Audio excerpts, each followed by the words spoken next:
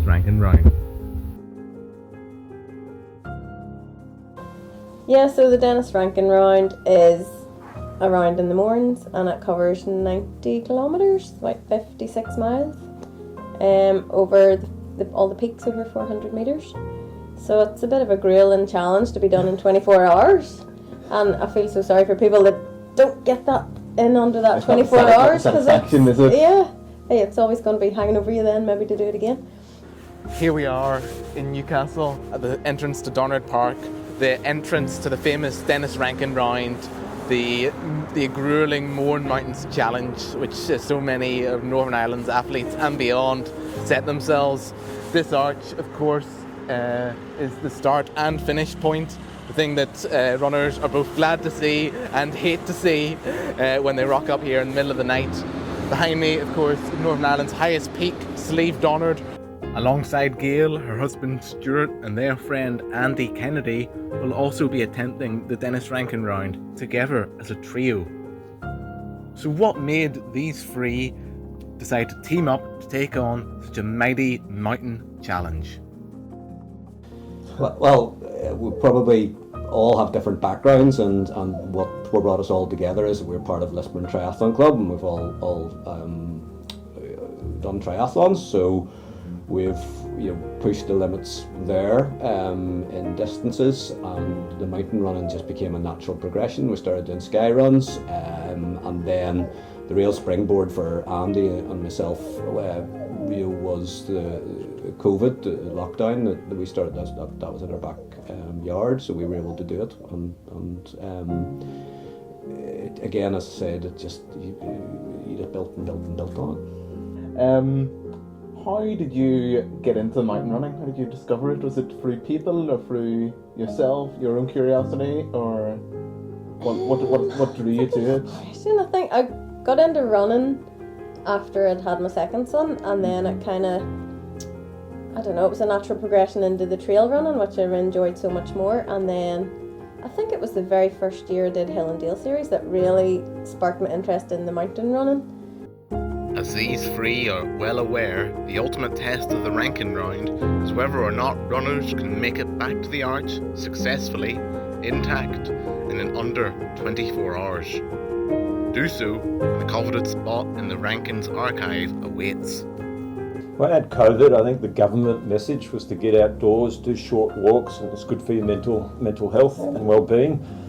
We just took it to an extreme. So we opened up books, we looked at different routes, we ticked off different challenges, and it was always looking for what the next one was, and that's where we find ourselves now.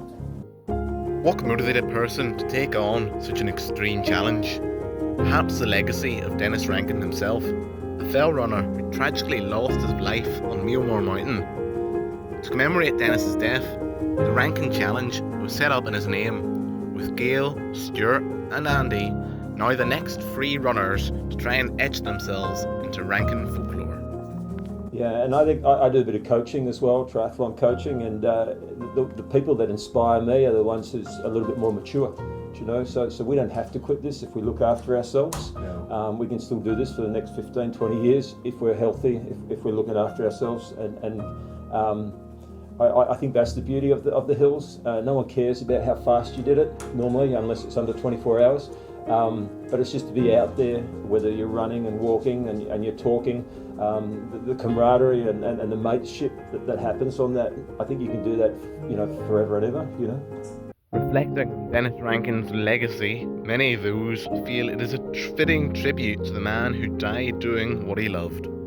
I think it was a fitting memory for what he did, and as fell and trail running and mountain running and sky running and everything has grown exponentially over the last number of years. So it's logical now that as the sport is now more acceptable and mainstream, that people are looking back to see what challenges in the round. The Rankin Round is the Northern Irish round, and you have also the Scottish and Welsh and English rounds, and the Irish rounds. So again, there's always bigger challenges.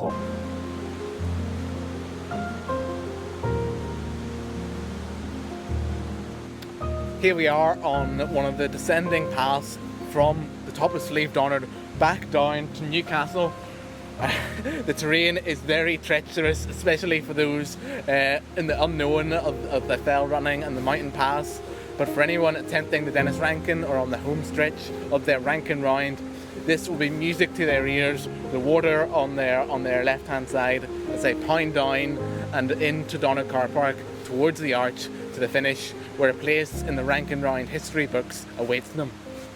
Definitely, if you're going to take on the Denis Rankin Round, you're not just doing it on your own. You need a massive team supporting you and meeting you at the crossover points and being there with food and cups of tea, and even any cravings. Yeah. Well, one of the guys that we had supported, Dan Beaumont, he had requested a chicken fried rice from Hilltown. So at Spelga, he was sitting in the van tucking into chicken fried rice, while Stuart and Andy were doing the last leg with him, but Dan was just cosy in the van tucking into his chicken fried rice. Didn't seem the slightest bit concerned that he needed to get to the finish line within 24 hours. Here we are then at the base of Donard Car Park, obviously very close to where the Denis Rankin Round starts, and also where so many just Northern Irish hikers and beyond come for a great day out to attempt to tackle Northern Ireland's highest mountain peak. So obviously we have the map here, and you're following up, you come up to Donard Bridge, that's your first big landmark, and then you carry on with the Glen River as your sort of hearing aid to make sure that you're on the right path. For most people, as they get up to the saddle, that would be enough, you would think, from many people who are just going up Donard for the day, as they follow the Moan Walls, the Great Cairn, before coming down to descend. But for Rankin runners, I'm afraid that is only the start of their arduous round in the Mourne Mountains. Rankin runners will hit the saddle and instead go to the castles and then up to Slieve Comida, their second big peak of the day. The mountain community, it seems to be a pretty ego-free place. Absolutely, yeah. No, nobody's out there for beating anyone or hitting a pace. It's out just to it's your own mountain to climb and your own challenge. And completing it as a group at the end, whatever it is, whether it's a short run or long run, it's brilliant. So I think, it's sparked people's interest, and the outdoors has really taken off since lockdown. When you think of the numbers hiking even in the mornings, and then maybe they've progressed on to doing wee trail runs and. No, because you see the amount of people now just going out and say, "Oh, it's a good day. We'll make a few hours of going up to the Mourns or whatever." That's probably like that sense of adventure, really. Yeah. And I suppose also, as we both know through Drumore Athletics Club, the community that comes with it. It's a unique kind of community. It really is, and everybody spurs each other on, and even training runs during the week, people will be saying, "Oh, do you fancy going up Castlewellan or somewhere?" And then once one person here's like, "Yeah, I'll come," and then before you know it, there's a wee snowball group. Yeah. And it's much more fun in a group. As Gail, Stuart and Andy prepare for their own Rankin Round attempt, they'll do so with the spirit of Denis Rankin, a fellow mountain running enthusiast, spurring them on as they try to pay tribute to Denis and the legacy he continues to leave on Northern Ireland's mountain running community.